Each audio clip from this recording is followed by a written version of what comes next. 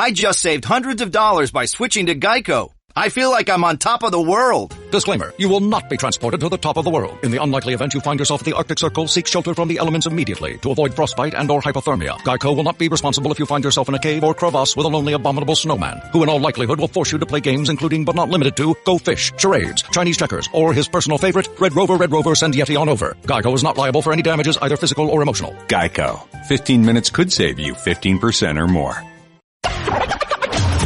This is the Stephen A. Smith Show podcast. I'm Stephen A. Good afternoon, everybody. Good morning, everybody. Welcome to the latest edition of the Stephen A. Smith Show, coming at you, as I love to do every weekday over the airwaves of ESPN Radio, the Stephen A. Smith Show. Number to call up, as always, is 888-729-3776. That's 888-SAY-ESPN. On this particular day, lots to talk about on the NFL level, NFL playoffs that took place yesterday. I can't believe the miracle I witnessed. Minnesota beating New Orleans. I'll tell you why I'm so ticked off about it. We'll get into the Steelers. Days of the Steel Curtain are going, I can tell you that much. I'll explain why in just a few moments.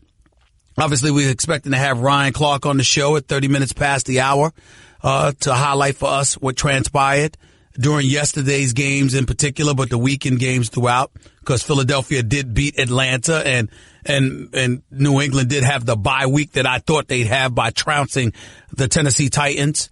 We'll get into all of that in just a few minutes and then some. But before I did anything, it's only appropriate to recognize that today is the birthday of Dr. Martin Luther King Jr. This is Martin Luther King holiday. Take a moment, particularly if you're an African American, to pay homage and to give thanks to that man for all he stood for, all he represented, arguably the greatest civil rights leader in history, certainly one of the greatest civil rights leaders ever. On a day like today is not a day that I customarily feel the need to take off. I appreciate the fact that it's a federal holiday. It's certainly something that I endorse wholeheartedly. But in terms of my ability to reach millions upon millions of people via radio, television, and digital, I think it's apropos to take a moment to give thanks to a man that was such a fighter, such a warrior on behalf of all of us as citizens and human beings, to make sure that we have civil rights and that we're treated accordingly. I wouldn't be in the position that I'm in today if it were not for the efforts and the sacrifices of somebody such as him, a great man that I honor and revere every day of my life. So I just wanted to take a moment to give thanks and pay homage to him for all that he's meant to all of us. And throughout this show today, particularly when we come out of commercial breaks, you'll hear some sound from Dr. Martin Luther King Jr. And I hope you can appreciate where I'm coming from with all of that. 888-SAY-ESPN is the number to call. That's 888-729-3776. It's time for some Straight Talk, brought to you by Straight Talk, best phones, best networks, no contracts. Brought to you by Straight Talk Wireless. I really don't know what to say. I cannot believe what I saw. I cannot believe what I saw take place in Minneapolis, Minnesota last night. After a putrid first half performance where Drew Brees and the New Orleans Saints offense could do absolutely positively nothing. And Case Keenum with Stephon Diggs and Latavius Murray and the rest of the crew looked like gangbusters. What do you see? You see Drew Brees resurrect himself and remind the world of his greatness. That he is not somebody to be taken lightly. That he is not somebody to be summarily dismissed and counted out. And Drew Brees came out in that second half and put on a show. And as a result, a touchdown to Michael Thomas. Another touchdown to rookie Alvin Kamara. Okay? And obviously you just look at some of the things that they were doing. And ultimately him taking a 21-20 lead, overcoming a 17-point deficit. And then for the Vikings to turn around and to kick a field goal and to give themselves a 23-21 lead, but Drew Brees still had 1 minute and 25 seconds left. And that 4th and 10 play, when he hit Willie Snead on the sideline, and I just said, it's Drew Brees we're talking about here. It's Drew Brees. Don't you worry about a thing. I tweeted and everything. I said it's a tough one, but there's plenty of time, and I believe in Brees. I believe in Brees. And sure enough, he got him in the field goal range. 53-yard field goal. Connected. Saints have the lead. They're up 1. Defense just got to neutralize Case Keenum. And the next thing you know, with 10 seconds left, pretty much the last play of the game, all you got to do is let Stephon Diggs catch the ball and keep him in bounds. Make sure that he doesn't go out of bounds. That's all you had to do. Nothing else. You didn't have to block the pass. You didn't have to make sure it was incomplete. You didn't have to do anything. All you had to do was let him catch the pass and tackle him in bounds. That's it. Nothing else. And this rookie, Marcus Williams, is coming on too fast. He doesn't want to get called for a pass interference because that'll leave time on the clock. It'll give the Vikings extra yardage. It would make a field goal that easier, and as a result, they would lose. So we understand what he was dealing with. But he came on too fast, and as a result, felt the need to move out the way. And so what he did was he dived a little bit away from Stephon Diggs, basically in an attempt to undercut him if indeed he did catch the ball. And as a result, he ended up missing him altogether. Stephon Diggs adroitly makes the catch, keeps himself in bounds, and scampers down the sideline for a 61-yard touchdown play from Case Keenum as time expired to deliver the Minnesota Vikings the victory. And I must confess to you, I wanted to throw up. And by the way, one of the reasons was that damn NFL, a National Football League, and those suits in the league office who need to loosen it up, take their belts, loosen it up, their jackets, loosen up, get a life. Why the hell should the Saints have to come out for an extra point after a moment like that? The crowd is sheer pandemonium. The players are celebrating. The moment is not something you teach, nor is it something you could buy. But because the NFL is tight as Lord knows what, don't know how to relax at all, you're gonna make the Saints come back out so you can take an extra snap and the game could be over. Just the stupidest thing I've ever seen. Just deprived Vikings fans even more so of the moment they could have had, even though it was a good moment. Just makes no sense whatsoever. But that's what transpired. But the biggest thing for me, what really made me sick to my stomach, is the fact that Drew Brees is not going to be in the Super Bowl. Because, ladies and gentlemen, without him in the Super Bowl, you know what I have as a choice out of the NFC? Case Keenum or Nick Foles. Really? I mean, really? Why don't y'all just ask people to skip the Super Bowl?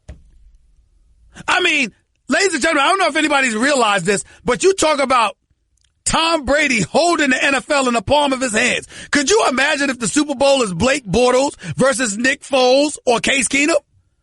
You talk about ratings plummeting. Not to mention the fact that Jacksonville's defense is elite. Philly's is damn near that way, and Minnesota's number 1. So could you imagine what the Super Bowl we can anticipate for the Super Bowl? It might go down as the most boring Super Bowl in history.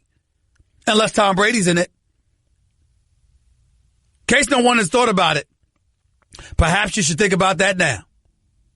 888-729-3776. That's 888-SAY-ESPN. That's why I was so depressed that New Orleans lost. I'm depressed about the Steelers for a different reason. Mike Mitchell opening his mouth, Le'Veon Bell opening his mouth, them talking about everything but the Jacksonville Jaguars. That didn't help. And then talk about a defense that went out there and wet the bed. I understand that Ben Roethlisberger threw an interception. I understand that ultimately he had a sack fumble that was returned for a touchdown. I get all of that. He gave him 14 points. I understand. Really 7. Because just because you threw an interception doesn't mean that the Steelers couldn't have stopped Leonard Fournette, which they couldn't, by the way. 82 yards and 3 touchdowns in the first half. If he hadn't hurt his ankle, Lord knows how much yardage he would have had for the game. We can debate Mike Tomlin and that onside kick call. We can talk about Ben Roethlisberger and the turnovers. We can talk about Tomlin and his future in Pittsburgh for all I can. We can talk about all of that. But I tell you what you need to talk about.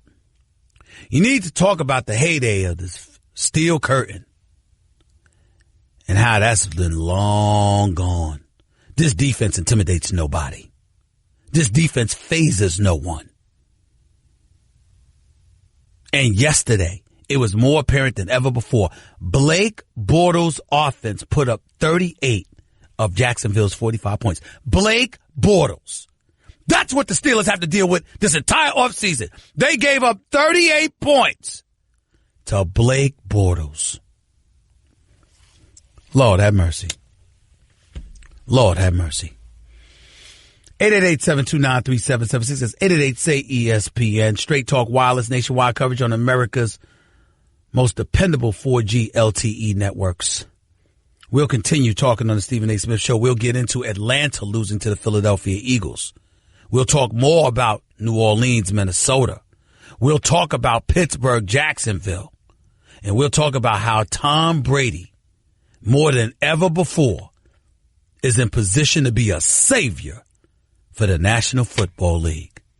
That and so much more coming up as the show progresses today. You are listening live to the Stephen A. Smith Show, ESPN Radio.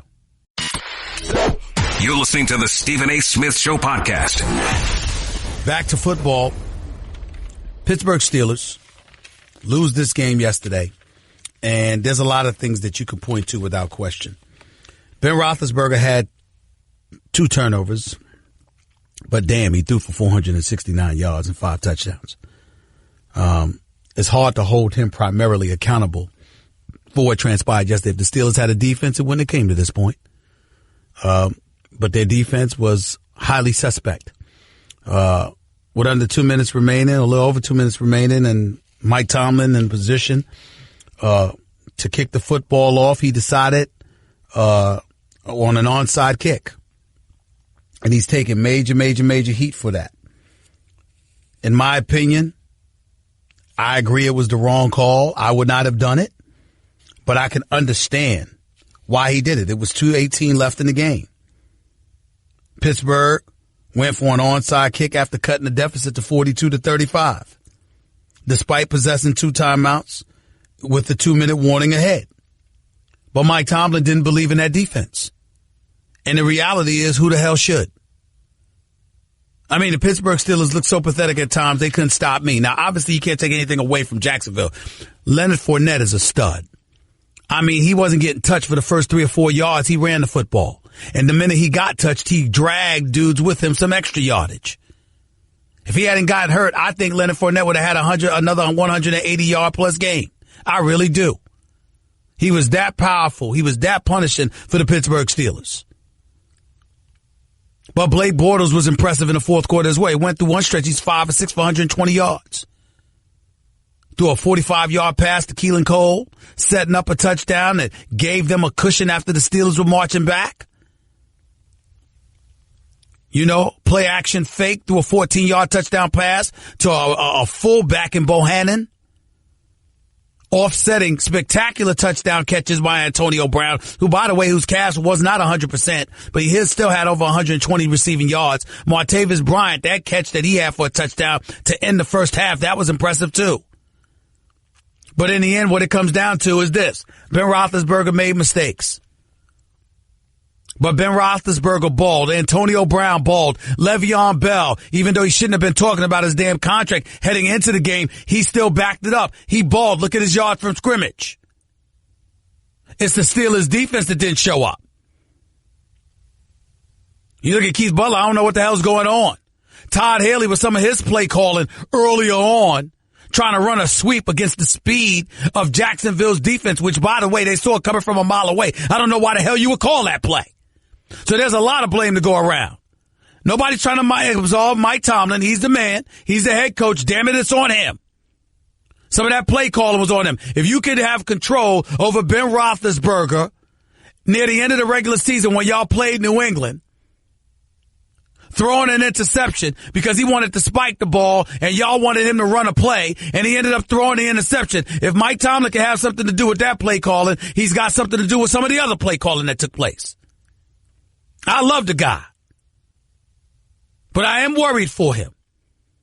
Because you got a lot of people that are looking at Mike Tomlin right now wondering what the hell is going on. When you got players talking out of pocket that way, that wouldn't happen with New England. Braggadocio being worn on their chest. That wouldn't happen with Bill Belichick. Hell, it wouldn't happen with Mike McCarthy. So these are the kind of things that you got to look at. Todd Haley's probably going to be gone. But they did put up some points, so it ain't all on them either. But this defense, I am sick of the Steelers defense. No pass rush worth speaking of. Barely any pressure. And on top of it all, don't get me started with that secondary. Which is why I'm discussing that Mike Mitchell would be all emboldened by anything. I like him. He can play. He's not a scrub. But I mean, come on. Blake Bortles dropped 38. 38.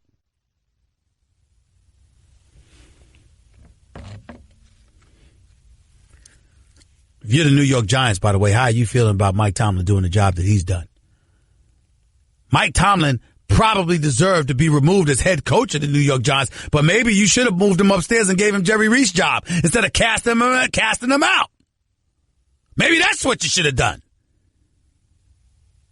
Because looking at this Jacksonville squad right now, let me tell you something. They're going to give the Patriots hell. Remember, Jacksonville doesn't have to blitz in order to get at Brady. They can rush 4, drop 7 back into the secondary, and still do damage. You want to see what Brady's kryptonite is? There you have it. Blitzing Brady ain't gonna rattle him. Setting the house ain't gonna rattle him. But if you're able to apply pressure while nobody downfield is open, now you got yourself a problem. Speaking of all of those folks, always lamenting New England, Spygate, Deflategate, and beyond, they've been to 7 straight conference finals now. All I got to say is this. If Bill Belichick's cheating, here's my question. How come the rest of y'all haven't learned how to cheat like him? Can't beat him, join him. I'd have figured that out by now. But that's just me. 888-729-3776 says 888-SAY-ESPN. I'll get back to your calls in a minute. I'll get to your calls in a little bit, but not before I get to my man Ryan Clark, NFL analyst extraordinaire for ESPN. He's up next with Stephen A. on ESPN Radio. Guess what? You're in the middle of the Stephen A. Smith Show podcast. Damn it, I mean it!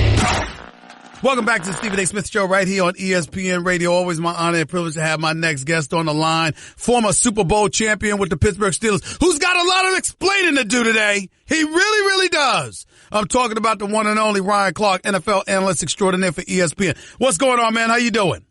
Hey, man, I'm just trying to get over the loss from yesterday, man. I see that you're not taking it well. I'm not taking it well at all, but we'll get into that in just a few minutes. The play of the day obviously occurred in Minnesota. Talk to us about what you saw from your vantage point about what happened with Marcus Williams, the rookie, making what I can't even classify it as a rookie mistake. I can't believe it happened to anybody. But explain to us what happened and what was your reaction when you saw that play that ultimately led to Minnesota escaping with this divisional playoff victory. You know, Stephen, I'll be honest, man, I had chills watching the play because that type of excitement, that type of unpredictability is why we watch the game, why we watch it until the end. But when you're Marcus Williams, you know the call.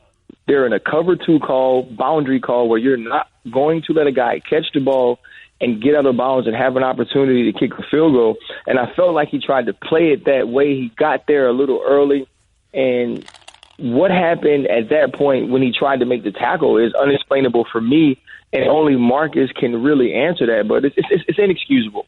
You can't do that whether you're a rookie or whether you're a veteran. And I think the play by Stephon Diggs, though, to not go out of bounds, to have the wherewithal to stay in bounds, get upfield, and score the touchdown was amazing. And to me, this really puts Minnesota in the driver's seat to represent the NFC in the Super Bowl. A play like that, when you're on the Saints sideline, you think you've won the game. When you're Everson Griffin and the rest of those Minnesota Vikings, you think this is a last-ditch effort to just continue playing, not thinking that you'll actually score a touchdown. So to have that play happen is something that will be remembered by not only the people watching, but especially the guys playing the game. I asked this question, and I'm shocked that I didn't see anyone on the air asking this question to guys throughout the football world in the aftermath of this victory last night by Minnesota.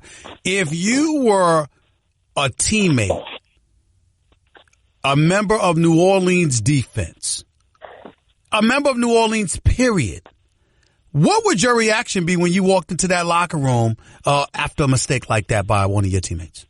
Well, I think it depends on which Ryan Clark you're talking about. If you're talking about the young Ryan Clark who was still trying to find his way, I'd probably be more concerned about what I didn't do correctly throughout the game that even led to that play. But as a veteran, and I never had a play like that, but you've had plays to cost you games. Shoot, I've had plays to cost my team games. Like, you don't try to do that. Like, you don't go out and say, you know what, I want to miss this tackle, or I want to overrun this play, or I want to duck my head and not make this play. I was asked about it on Twitter last night, and I say the first thing you tell them is, hey, Rook, you had a great year. You're going to be an excellent player, and you're going to have many more opportunities to make plays like this. Be accountable, take responsibility, commend the Minnesota Vikings. I love you. Let's get on the bus and go home. And that's how he has to approach it. That's how you have to approach it as a veteran. You heard Cam Jordan say last night, I think about all the plays I could have made. As a player of my caliber, it shouldn't have gotten to that point. And Cam Jordan is taking the right veteran approach to losing that game. I tell you, somebody else was taking the right approach is another rookie, Mr. Lattimore, Marshawn Lattimore, because he basically said the same thing. He said the kid's a great kid. He's got a lot of talent, a tremendous upside. He was a second-round pick. He's in the starting lineup for us. He said, you know what, you just can't let it get it down. It was a devastating play, but he's got a bright future ahead of him. I thought that was the right attitude for him to take, but I tell you this much, I feel sorry for Drew Brees because at his age, in this game, with the greatness that he's put on display, particularly in the second half of last night's game, he's got to be wondering how many more opportunities is he going to have in his career. Absolutely. I mean, if you listen to him talk post-game, it definitely sounded like he was very aware of that. He's very aware that there's not many teams you think have the capability of reaching this point. And for the last 3 years, he hasn't had a defense that would even give him this opportunity. So to be in this position, and not only be in this position as your team is constructed, but to be in that position in the game where you should have won the game and lose, and you have a Philadelphia team that is a little bit down without Carson Wentz. I mean, this is an opportunity that you're going to regret missing if you're Drew Brees. Because like you said, Stephen, at turning 39 soon, how many more opportunities would Drew Brees have to be in this position? Ryan Clark right here with Stephen A. on ESPN Radio. Let's get to your former team, the Pittsburgh Steelers. Tell me what happened to them. I'm looking at this team right now. My disgust is I just can't even explain it. On one hand, Mike Mitchell opening his mouth. Yes, he was alluding as he tweeted to the interview that had taken place weeks ago about Shazier when he was talking about the New England Patriots. He wasn't looking past the Jacksonville Jaguars, fair enough, but he sent the tweet in response to my diatribe against him. But he didn't send one to Teddy Bruschi or yourself or others who lamented him open his mouth, about before you played the Jacksonville Jaguars. Then the defense goes out. Yes, Ben Roethlisberger, a fumble recovery that was taken in for a touchdown. But outside of that, Blake Bortles and that Jacksonville offense put up 38 points on this Steelers defense. What do you make of that, Ryan Clark? That the Steelers have to be better. I mean, for years I've been coming on the show and talking to you here on the radio, and we've talked about the defense not producing. That was a prime opportunity to show up for your team. Ben Roethlisberger put up 42 points on the Jacksonville Jaguars, a top 2 defense in the NFL, and you can't stop the Jacksonville Jaguars enough to win. There was a point where they were down 7 in the fourth quarter, and they allowed Blake Bortles to engineer 2 touchdown drives. Those were the plays that the Pittsburgh Steelers needed to make on defense. And I don't know if it's personnel. I don't know if it's play calling. Obviously, the loss of Shazier looms very large on this defense. But to have those things happen, they're unexplainable, inexplicable, and you can't excuse those. And so as a defense, they have to get better. And they let the team down when it comes to those clutch moments in the fourth quarter. How did that happen, though? Because you're hearing guys didn't trust that guys would be in there, do their assignments, cover the gaps and what have you. The team just seemed a bit discombobulated. Le'Veon Bell commenting about his contract coming into the game. Mike Mitchell talking about what they were going to do to the Jaguars the morning of the game. And then you look at Tomlin, obviously the onside kick or whatever, or more importantly, these guys' willingness to sound off, knowing that you put yourself in a precarious circumstances, and that's something that Mike Tomlin wouldn't like, yet it still happened. What's going on with your former team? I think Mike T can't necessarily not like these guys talking about these things when for the first time ever since I remember him, he spoke about the future. He spoke about facing the Patriots twice. He spoke about having to play them in the regular season and then meeting them again in the playoffs. So as a team, if Mike T's coming out and saying these things out loud, I'm pretty sure these are things that are being discussed in the building. And I think the team kind of followed suit with that. On the other side, whether it's Mike Mitchell, Le'Veon Bell, or whoever speaks out, Mike T gives people the opportunity to be themselves, to be individuals, to be their own brand, per se. And so this is kind of what comes with the territory. It's not that New England Patriots, we're going to do everything this way and the way Bill Belichick does it. It's not really how it works in Pittsburgh. Should we? Go ahead. I'm sorry. Go ahead. Yeah, I just don't necessarily know how much that plays into your preparation for the game. How concerned, if at all, should any of us be about Mike Tomlin's future in Pittsburgh in light of the fact that, a loss like this, you got a lot of people looking at him, particularly after that onside kick. How concerned should he be? I don't think he should be concerned in the sense that I think he's built up a rapport and a relationship with the Steelers organization to where he'll be all right. But I'm concerned. And, why? I know many times you and I get a little flack for how we deal with the quote unquote black topics. Yep. Right. But if you listen to just the people outside of us, right, when Mike Tomlin is spoken about, when is he ever spoken of as a great X's and O's coach? When is he ever spoken about as a great decision maker? It's always his personality, his charisma, his ability to lead, the way that he presents himself. But it's never about what he does on the headset. And I think when you have a game like this, when people already try to point out that you're not necessarily a great decision maker, I think that feeds into that narrative. And so for me, I am nervous for him in the sense of when does it all come to a head and when does the outside noise get cloudy enough or loud enough that they start paying attention to some of these losses and some of these downfalls to inferior teams and say, you know what, even though we win 12, 13 games, maybe Mike T shouldn't be our coach anymore. Ryan Clark right here with Stephen A. on ESPN Radio. Look, before I let you get on out of here, a couple more questions. I considered New England having a bye week because I knew what they were going to do to Tennessee, and sure enough, it happened. And now Malarkey is out as the coach. Good riddance. He was 20-21 in 2.5 seasons coaching the team. I mean, he didn't do an awful job, but it ain't like he was a game changer. You know what? You can get another coach that could do that. But transitioning to the NFC, the Philadelphia Eagles, Atlanta Falcons, I put that on Matt Ryan. Yes, this Philadelphia Eagles defense deserves a boatload of credit, but you're the reigning league MVP with the same personnel, Sanu, Julio Jones, Tevin Coleman, Devontae Freeman, and the boys. You have got to be able to put up more than 10 points on the defense if you're Matt Ryan. I totally agree. As a defense, you give up 15 points to the Philadelphia Eagles. You hold in the red zone on a couple of occasions to give your team an opportunity to win. You have Matt Ryan, like you say, Julio Jones, Mohamed Sanu, Taylor Gabriel, Freeman, Coleman. I mean, all of these weapons, and you only score 10 points. You don't put up any points in the second half, and this is not new for the Atlanta Falcons. The defense carried them down the stretch. It wasn't the offense making the plays that we saw them make last year that got them to this point. And when you look at that second half of that game, obviously, like you said, you give Philadelphia credit, but it was Matt Ryan's inability to create the big play that hampered this team all year. I think that actually bit them in the butt in this playoff game against the Eagles, which is why the Eagles are moving on and the Falcons season is over. Who do you have winning the AFC Championship game between New England and Jacksonville? I believe New England wins it, but it's not going to be what people think. The Jacksonville Jaguars are made to play defense against the New England Patriots. And I'm interested in see if Jalen Ramsey matches up on the outside when Gronkowski is split out. I think defensively they're going to give New England all they want.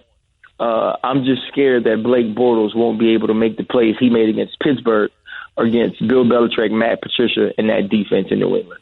Philadelphia, Minnesota, in Philly, Sunday night. Who you going with?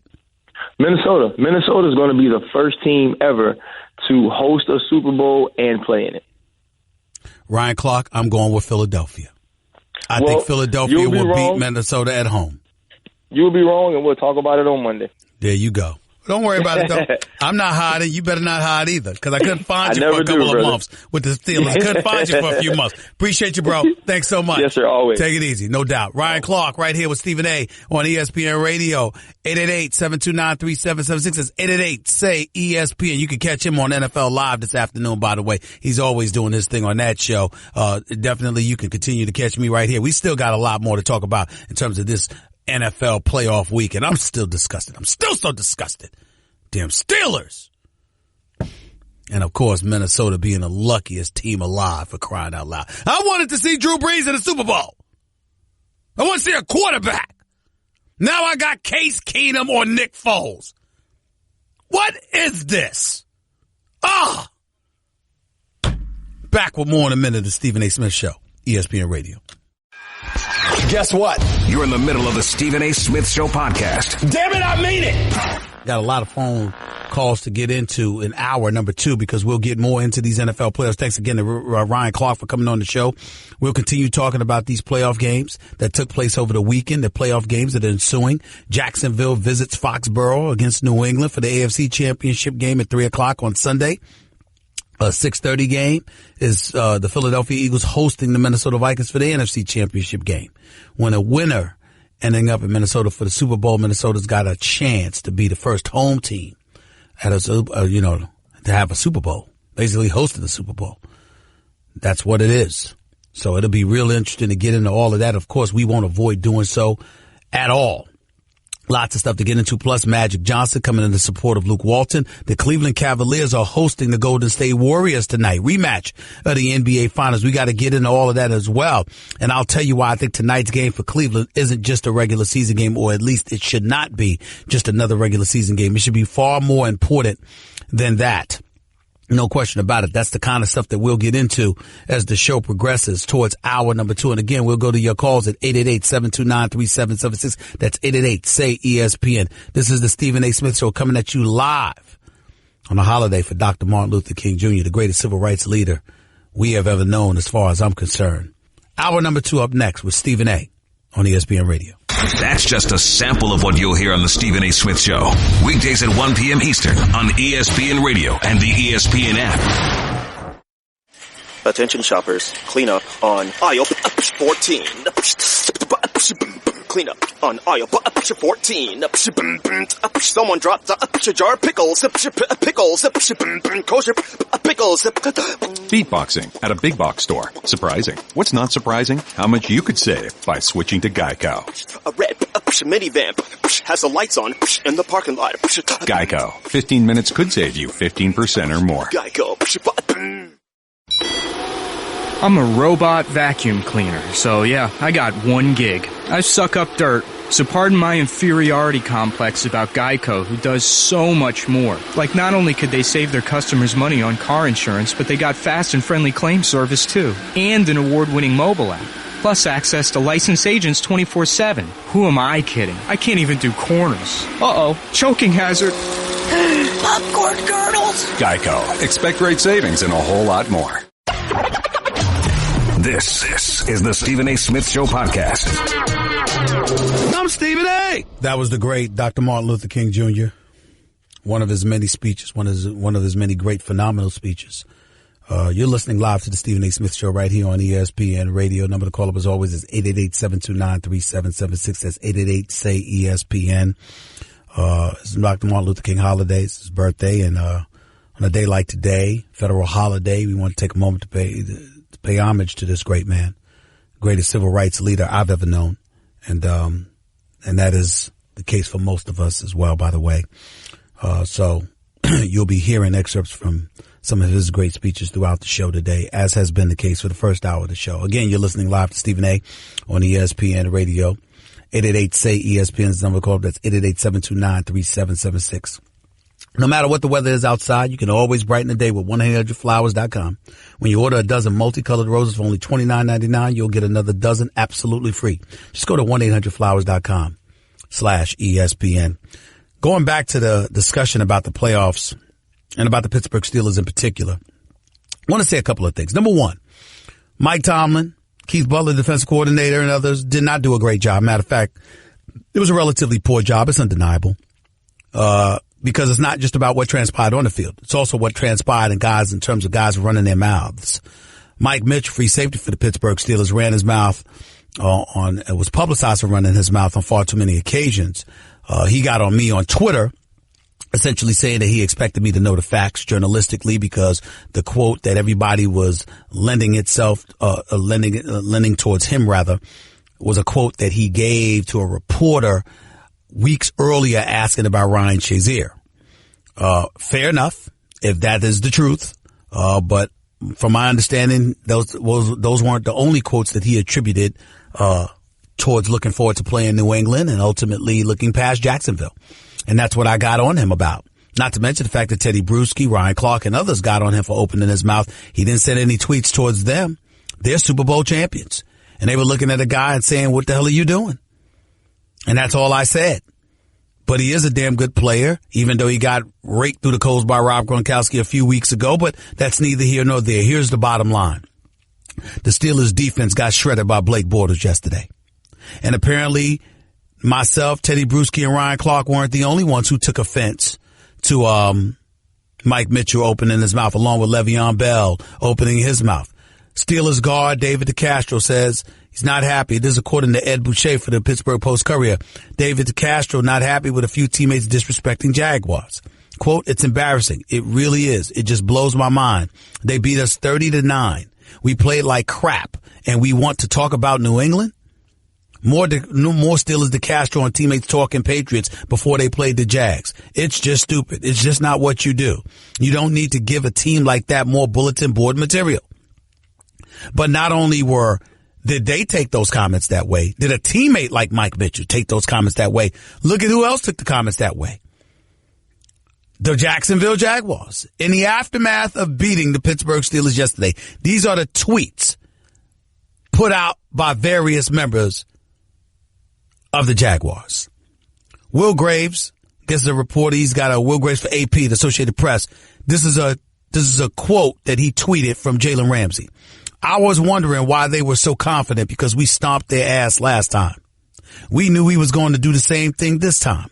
We were confident coming into the game. I can't tell you why they were so confident, but that went out the door real quick. Barry Church, according to Will Graves. All we did was feed on a few that everybody was providing. The media, everybody was talking about how they're going to run through us. It's not going to be like last week. Blake Bortles this, Blake Bortles that. All he did was dominate their defense. J.P. Shadrick quotes Jalen Ramsey. They asked for us and they got us. Let's keep it real. We should have blown them out. Rick Walsh. I think it's KDKA. I think it's a television station. Jacksonville players outside their locker room yelling, where's Mike Mitchell? I want to see Mike Mitchell right now. Dan Graciano for ESPN. Black Jaguar players could be heard in the hall shouting, where's Mitchell? Bring Mike Mitchell out here. Tim Benz. Some guy named Tim Benz. Jackson on Bell's tweet, rather. Le'Veon Bell, because remember, he was talking about them too. They said they were going to be in Boston. So I guess they're going to be in Boston watching us. We'll send them Jags jerseys so they can support us. More Tim Benz, Calais Campbell on the Steelers. Hey, look, they're a great team. And then Marcel Darius jumps in and said, stop saying they are a great team. They just got their ass whooped. Am I inaccurate now, Mike Mitchell? None but respect for you, your game.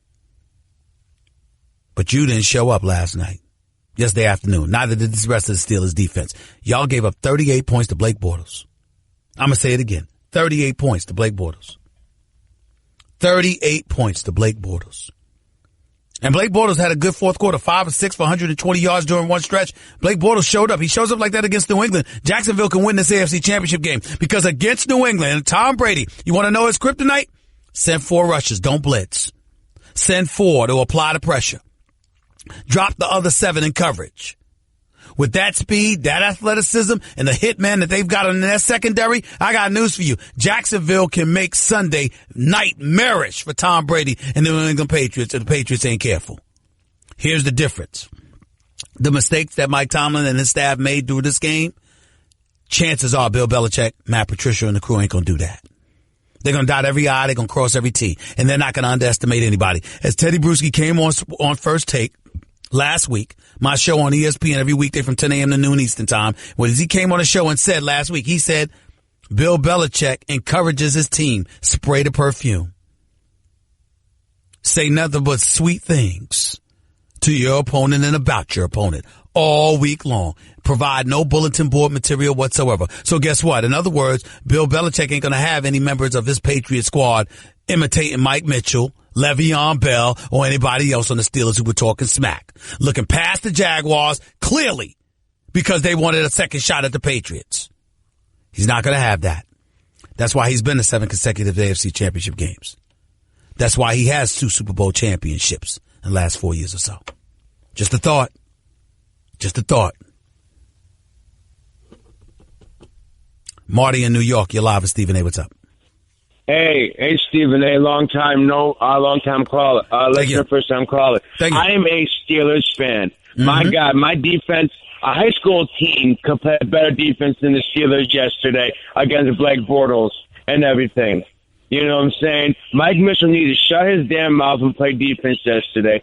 And another thing I have a gripe with is those 2 4th and inches calls where we did the sweep outside, knowing Jacksonville's defense was so damn fast on the outside. We couldn't get there. We lost 4 yards.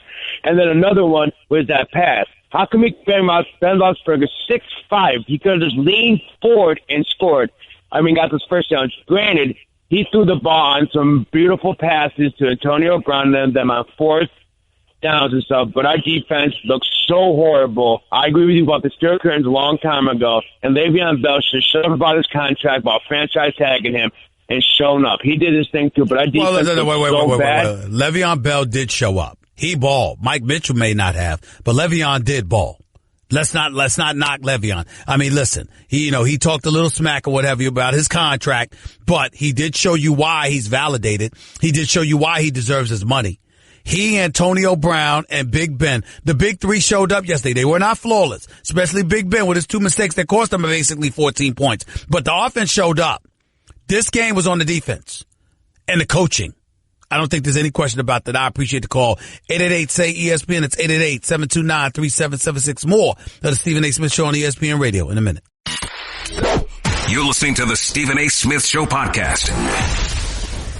Back to Stephen A. Smith Show right here on ESPN Radio, 888-729-3776. It's 888-SAY-ESPN. Stephen A. Smith Show live with you. Martin Luther King Jr. holiday. Again, 888-SAY-ESPN is the number to call up. Stephen A. Smith Show is being brought to you by Pennzoil Synthetics. Talking synthetic motor oil performance to a whole. Taking synthetic motor oil performance to a whole new level. Make the switch to Pennzoil Synthetics today. Let's go over to the phones. Carlton in Tampa, you're live with Stephen A. Talk to me, buddy. Where do I start today, my friend? First off, Mike Mitchell is hot garbage. In 14 games this year, he's gotten his hands on 2 balls, Stephen A. He has 2 passes defended in 14 games. No interceptions. He's not even in the frame of reference usually when there's double coverage and he's over the top. Okay. He's awful. He is truly awful, and until the Steelers get rid of him, they're going nowhere. Okay. Secondly, I got a prediction for you, Stephen A. Uh-oh. This coming Sunday. No, let me guess. You're going to pick the Jacksonville Jaguars to beat the New England Patriots, aren't you? No, I'm going to predict that Ramsey and Boye are going to get at least 3 defensive holding or pass interference calls on the New England Patriots. They mauled the Steelers receivers yesterday, and the refs did not take the flag out of their pocket one time. How about when Ramsey goes over the top of Martavius Bryant at the 5-yard line, mauls him, no flag comes out. I agree with that. Guarantee you the refs are going to throw multiple flags on them for the New England Patriots, because it looks like the refs have decided that the Patriots are going to be the Super Bowl champions. In the last 4 games, Stephen A., since the Patriots got in trouble when they lost unexpectedly to the Dolphins, the refs have called all of 12 penalties for 100 yards against the New England Patriots. They have called 29 penalties for 292 yards against their opponents, reversed 2 of their opponents' touchdowns called on the field, reversed a 4th down opponent's stop on the field and gave the ball back to the Patriots, and reversed a Patriots 4th down punt against Tennessee and gave the Patriots the ball back. It is unbelievable, Stephen A. And even Tony Romo and Jim Nantz and Mike Mularkey, they all see it in the first half of last weekend's game against the Titans, and nobody else sees it. The refs are calling 3 times the amount of penalties on the opposition as on the Patriots. But wait a minute. You're giving me numbers and you're giving me stats, and I can respect that. But I got a loaded question to ask you, Carlton. Go ahead. Is it possible that Bill Belichick knows the rules better than most of his opponents, and as a result, coaches his players to sit up there and know the rules themselves and know how to draw these penalties against the opposition? Oh, they know the rules better. In the first 13 games of this season, Stephen A., the Patriots had 87 penalties for 772 yards. Their opponents had 92 penalties, only 5 more, for 805 yards, 34 yards more. So they were within like 4% of each other for the first 13 games. And in the last 4 games, when the Patriots were looking like they weren't going to get home field advantage, they have called 3 times 300% of the amount of penalties on the opponents is on the Patriots, and reversed 2 of their touchdowns. And like I say, reversed the 4th down stop of them, reversed the 4th down punt to the Patriots. It's a joke, Stephen A. And Tony Romo saw what a joke it was. That game the Titans should have either been tied or ahead at the half in that game. It was all the refs. It was all the refs in the first half of that game with that ridiculous offensive pass interference call against Decker and the ridiculous drawing illegal motion on the Patriots punt. Do you know that by those 2 penalties alone, they stopped the Titans. Tennessee had the ball first down on their own 40-yard line. So they reversed a short field for the Titans. They gave the Patriots a short field because after the penalty and the punt, the Patriots got the ball on the 48-yard line, okay? Mm-hmm. So the Patriots had a short field. They go down and they score their second touchdown. And on the punt, the Patriots had the ball at the 11 and they were punting. I got all that. Instead of Titans getting a short field, the Patriots ended up scoring a touchdown after that. Here's my problem with what you're saying. You're acting like the Patriots are going to win the Super Bowl by default, when in fact, again, I've said this to you on many occasions, Carlton, if Bill Belichick cheats so much, if Bill Belichick gets so much favor and what have you, when does it come a point in time when the opponents are culpable in terms of getting themselves into a similar position? If you can't beat him, join him. Figure out a way to do what the hell he's doing. Answer that quickly, because I got play by the rules, Stephen A. If everything defaults into just wide open lawlessness, nobody's going to want to watch the game. All right, Carlton, I got to run. But now I'm saying that the refs and the league wants the Patriots in the Super Bowl. Oh, you're damn right they do. And you should too. And you should too. Why the hell would you want to see Blake Bortles versus Nick Foles or Case Keenum? Why would you want to see that? If other teams legitimately beat the Patriots and get the game taken away, I don't want to see that, Stephen A. Hey, as far as I'm concerned, it looks legitimate to me. I ain't got no problem with it, Carlton, but I appreciate the call. Thank you so much. Thank you, Carlton. See, Carlton's going to hate on the Patriots no matter what. I mean, they're 5-time champions. They've been to 7 straight AFC championship games. I mean, come on. The worst record they've had since the new millennial is 9-7. And Carlton will find a way. Now, it doesn't mean that there's no legitimacy. Spygate, Deflategate, we get all of that. We understand the impetus for his ire. We get it. But I mean, my God, at some point in time, what, Bill Belichick's cheating? That's your answer to everything? Or Bill Belichick's the only one cheating? That's your answer to everything? No, Carlton. He's better than everybody else. He's better. He knows every trick. He knows every rule. He knows how to go right up to that line without touching that third rail. Most times anyway. That's just the way it is. We can act like we don't know, but it's the truth. Ain't no getting around it. Steven in Ohio, talk to me. Hey, Steven. Go ahead, buddy. Yeah, man, I tell you what, Carl, you gotta stand back when, just like you stood back and watched the great Iron Curtain. You know, you just like, wow, what a great team. You know, what great players. Yeah. You know, and Belichick, I like Belichick. I liked him when he was with the Browns. I like what he did with the Browns. And when he went to the Patriots, I followed him. He's good. He's a good coach, and I love the way he runs that locker room. He's great. Belichick is the best. He's the standard. Period. Yeah. I mean, I love, like I said, what he does with that locker room. Do you hear much coming out of that locker room? Here's the bottom line. Here's what you're trying to say, Stephen. Okay? Mike Mitchell, Le'Veon Bell, their comments would have never been made if they were playing for the Patriots. That's basically what you're trying to say. Yeah. And there's nobody can never refute that right now. I wish I could, but I can't. I really, really do, Stephen, but I can't. You're absolutely right. That's something that Mike Tomlin's got to reel in. You know, he is emotional. He is chest thumping, but I happen to think he's a damn good coach.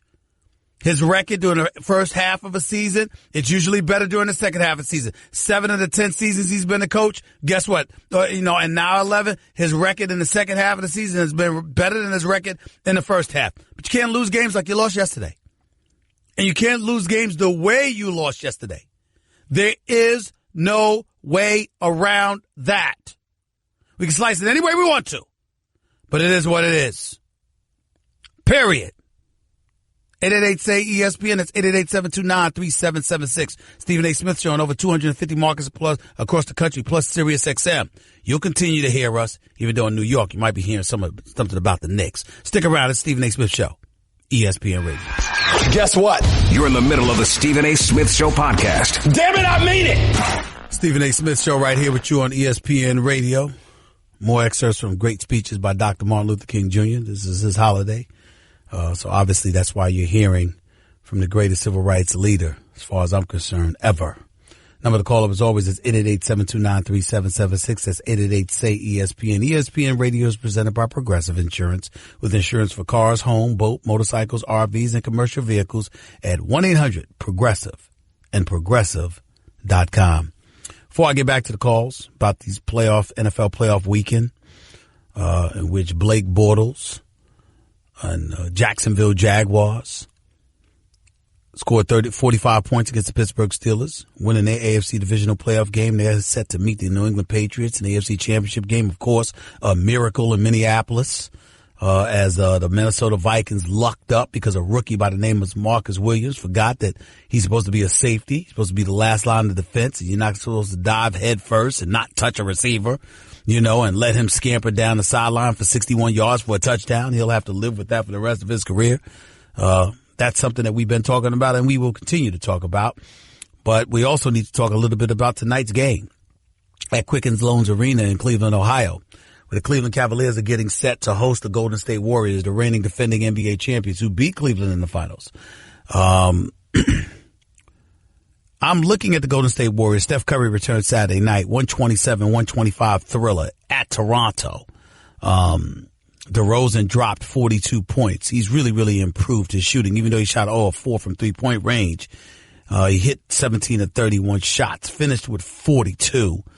But it still wasn't enough to beat the Golden State Warriors. Klay Thompson, He dropped 26. Kevin Durant had 25. Steph Curry dropped 24.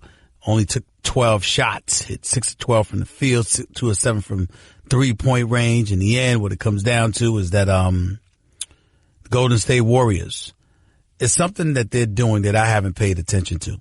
Ladies and gentlemen, I understand that their record is 35-9. Okay?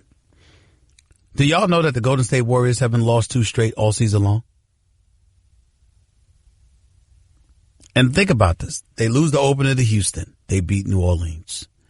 They lose the 3rd game of the season to the Grizzlies. They win 3 straight. They lose to the Pistons. Okay? They lose to the Pistons. And then the next thing you know, they go from 4-3 on the season to 11-3. They win 7 straight. They lose to the Celtics. They win 2 straight. They lose to Oklahoma City. They win 2 straight. They lose to Sacramento. Okay? And when they lost to Sacramento, their record was 15-6. The next thing you know, they're 26-6. They win 11 straight. I mean, this is what they do. They lose to Denver. They win 2 straight against Cleveland and Utah. They lose to Charlotte. And what do? They win 5 straight. They lose to the Clippers the other night. They win 2 straight. And they lost to the Clippers, by the way, when they gave up 50 to Lou Williams. I mean, well, can we just do away with the 6th Man of the Year award right now? Just give it to him. For the Clippers, Lou Williams. Just give it to him. It's his. It belongs to him. Nobody else needs to waste their time. With what he's doing coming off the bench for the Clippers, and with the bevy of injuries that they've had, Blake Griffin can't stay healthy. DeAndre Jordan just twisted his ankle. Austin Rivers was hurt. Lou Williams keeps going. Keeps going. Just give him the 6th Man of the Year award right now. But getting back to tonight's game, this game should matter to Cleveland. I'm a person who believes it should matter. It's not just another regular season game. And here is the reason why. If you're talking about just LeBron, it don't mean much. LeBron's going to be LeBron. But when you're talking about the collective whole coming together with one agenda, one goal in mind, then you got yourself an issue. Tristan Thompson's gotten back. He's productive off the bench. You want to give him some time. You started the season off starting Kevin Love at the 5 because you got to get set to go up against Golden State, and Kevin Love is more of an offensive threat than Tristan Thompson, although he's more of a defensive liability. Then you have the situation where Isaiah Thomas comes into the lineup, and he's a bit rusty. He's got to get his legs under him, and we have no doubt that he's going to be effective offensively. The problem with him, however, is that he's a defensive liability because his miniature 5'9" frame. When you think about the fact that the smallest person on the court for the Golden State Warriors is usually Steph Curry, who happens to be the greatest shooter in the world, who's a legitimate 6'3", which makes him about 4 to 5 inches taller than Isaiah Thomas, you got yourself a problem. And then, of course, we got to get into J.R. Smith, who was sulking because he didn't start, but then ultimately got inserted into the starting lineup at the expense of Dwayne Wade. And in fairness to him, he probably deserved to start because they went to 3 straight NBA finals with him in the lineup. And he worked his tail off in the off season and was totally committed. And then Dwayne Wade comes and Dwayne Wade's inserted into the lineup, even though Dwayne Wade's a 3-time champion. But the reason why I say that J.R. Smith should have never been taken out of the starting lineup is because Dwayne Wade is a true champion, who is class personified and has the intestinal fortitude and the wherewithal to deal with coming off the bench a hell of a lot better than J.R. Smith could deal with being relegated to the bench. And that's the deal. So you have all of that going on. And you look at that and you say, Tyronn Lue's got to figure this out. Because he's got to figure out how to bring the personalities together while at the same breath making sure that he understands that some people deserve more minutes, some people deserve their minutes sacrificed. So with all of that coming into the equation, what do you have going on? It's a big deal. And going up against the Golden State Warriors when you're in the midst of a 3-game losing streak, having lost 7 of your last 9, 8 of your last 11, and you've given up over 100 points to opponents on 30 of the 41 occasions you've had a game this year, or 31 of the 42 occasions, whatever it is. You ain't playing defense. And what do you think's going to happen to the Golden State, to the Cleveland Cavaliers if they don't play defense tonight, Lord have mercy. Now, in fairness to Cleveland, I was there a couple of years ago when Golden State was up by 43 on them in Cleveland and beat them by about 34. That season, Cleveland won the championship. So in fairness to them, I understand people's thought process about a regular season game does not make a championship, and that is fair. The flip side, however, is this. You're not the team that you once were because Kyrie's gone. Crowder's there. Isaiah Thomas is there now. Derrick Rose is there now. And your chemistry is disrupted. You got to figure out a way. And guess what? It ain't just on Tyronn Lue. It's also on LeBron James. It's his team, right? They're your guys, right? You are the leader, correct? This is what comes with it. We'll see what they do tonight. I think it'll be a nail biter. I really, really do. But we shall see. 888, say ESPN. It's 888-729-3776. Your calls to close out the show in a minute. It's Stephen A. on ESPN Radio. Guess what? You're in the middle of the Stephen A. Smith Show podcast. Damn it, I mean it! Well, I hope I can make him proud or made him proud. Just taking what he was able to, give to us and, give us that type of empowerment, give us that type of strength to be able to go out and talk about things that really matter, and be able to live for something that's more than you as an individual. So hopefully I will be one of those guys that would make him proud. Hopefully I'm making him proud still with him looking down on us. The guy in control has given people in racism, in negative racism, an opportunity to be out and outspoken without fear, and that's the fearful thing for us, because it's with you and it's around every day. But he's allowed people to come out and just feel confident about doing negative things, and like I said, we can't allow that to stop us from all continuing to be together and preach the right word of of living and loving and laughing and things of that nature, because will we want to live anywhere else? I don't think so. We love this place. That is LeBron James, best player in the world, one of the iconic sports figures of our time, one of the top two as far as I'm concerned. You were listening to him just now speak at this morning's shoot around before tonight's game between the Warriors and the Cavs. He was speaking at shoot around. He was speaking about racism. He was speaking about President Trump, whose policies and rhetoric since he came into office have been repeatedly challenged by LeBron James and others like Steph Curry and others. And so it's more than appropriate to hear LeBron James praise the greatness, the profound influence that the great Dr. Martin Luther King Jr. had upon us all.